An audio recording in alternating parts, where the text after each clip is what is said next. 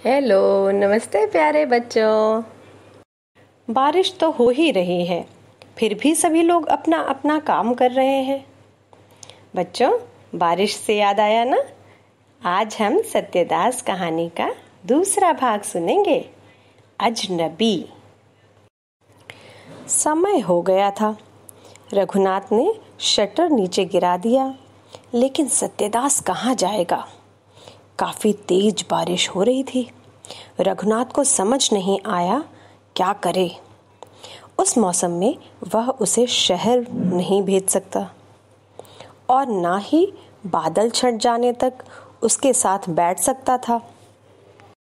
सत्यदास, अभी बारिश हो रही है, अभी नहीं जा सकते तुम, यही इंतजार करो। मुझे अंदर जाना पड़ेगा, मेरी शाम की पूजा का समय हो गया है। सत्यदास चौंका। अरे नहीं नहीं, मैं आपकी पूजा में बाधा डाल रहा हूँ। क्षमा कीजिए, मैं चलता हूँ। तुम इस बारिश में कहाँ जाओगे? थोड़ी देर रुक जाओ, पानी गिरना बंद हो जाए तो चले जाना। मैं अंदर हूँ, जाने से पहले मुझे बुला लेना। रघुनाथ को कुछ शर्मिंदगी हुई। इस खाना बदोश से पैसा लेगा जिसके पास एक धेला तक नहीं है। इतनी छोटी सी चीज के लिए पैसे। बेचारे को यहाँ खराब मौसम के कारण रहना पड़ा। उसने थोड़ा सा चिवड़ा खाया होगा। उसका दाम भी शायद 1 रुपए से ज्यादा ना हो। रघुनाथ 1 रुपया नहीं लेगा तो और गरीब नहीं हो जाएगा। छोड़ो भी, तुम्हें पैसे देने की जरूरत नहीं। नहीं बाबू, यह नहीं हो सकता। क्यों नहीं? मैं चाहे पढ़ा लिखा नहीं हूँ, पर तुमने तो शास्त्र पढ़े हैं, पुरानी धार्मिक पुस्तकें। कहा जाता है इस तरह से पैसे ना चुकाना धर्म के विपरीत जाने के समान है। बहुत हो चुका तुम्हारा ड्रामा। अच्छा ठीक है, तुम जीते, लाओ 50 पैसे दे दो। यह तो बहुत कम है बाबू। मुझे इतना ही चाहिए। मैं अपने धर्म का पालन करूंगा, तुम अपने धर्म का।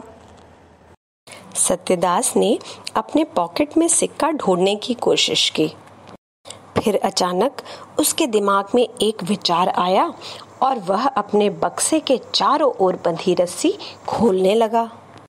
बाद में पैसे दे देना, जल्दी नहीं है। नहीं बाबू, कृपया। अब तक सत्यदास ने अपना बक्सा खोल लिया था। उसमें कुछ अजीब सी चीजें थीं।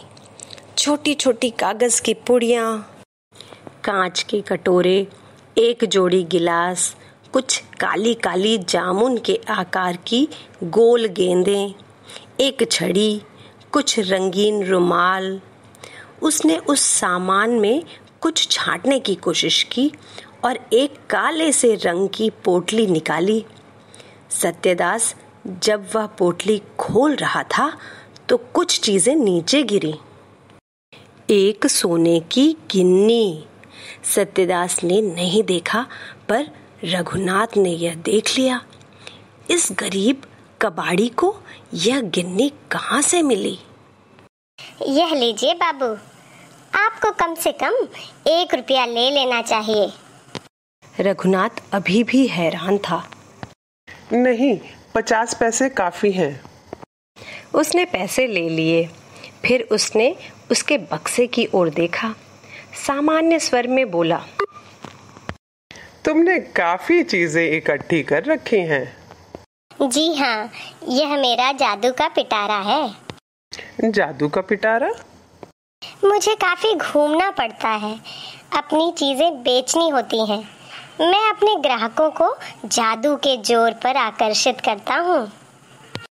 ताशों का जादू, हाथों की जादूगरी, उछालने का कमाल आदि। मैं पानी को भी अलग अलग रंगों में बदल सकता हूँ। गुजारे के लिए पैसा कमाना हो तो तुम्हें बहुत कुछ करना पड़ता है।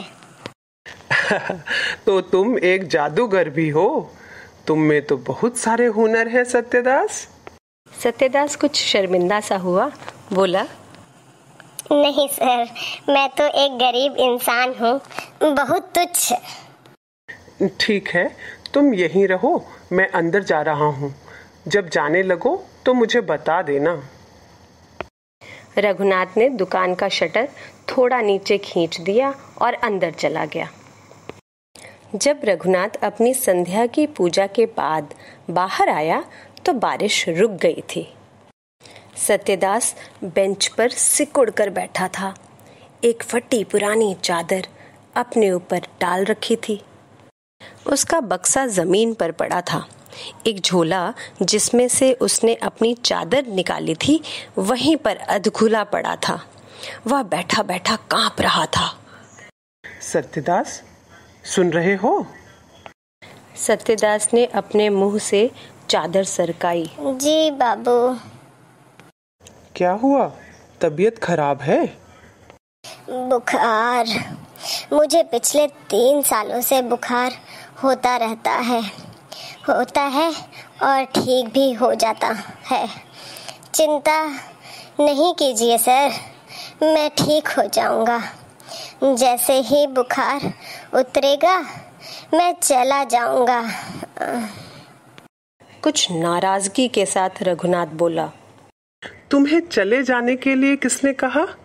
मैं तो तुम्हारे बुखार की वजह से चिंतित हूँ। तुम तो कांप भी रहे हो। बारिश में भीगने के कारण बुखार हो गया है बाबू, पर उतर जाएगा। बुखार उतर भी जाए तो भी तुम आज यहीं पर रहो। तुम दुकान में सो सकते हो। लेकिन यह ठीक नहीं, एक बीमार आदमी का आपके घर रहना। जैसा मैं कहता हूँ करो। अभी मैं जा रहा हूँ, बाद में आऊँगा। रघुनाथ ने शटर और नीचे गिरा दिया। उसने लालटेन को उठाकर कमरे के कोने में रख दिया। बच्चों, ये है लालटेन। पुराने ज़माने में लोग इसी से रोशनी किया करते थे और सभी बच्चे इसी की रोशनी में पढ़ाई भी करते थे। तो बच्चों, आज की कहानी अजनबी यहीं पर समाप्त होती है। सत्यदास की तीसरी कहानी यानी तीसरे भाग के साथ हम आपसे फिर मिलेंगे। तब तक के लिए बच्चों, बाय बाय। नमस्ते बच्चों, खुश रहिए, सदा मुस्कुराइए।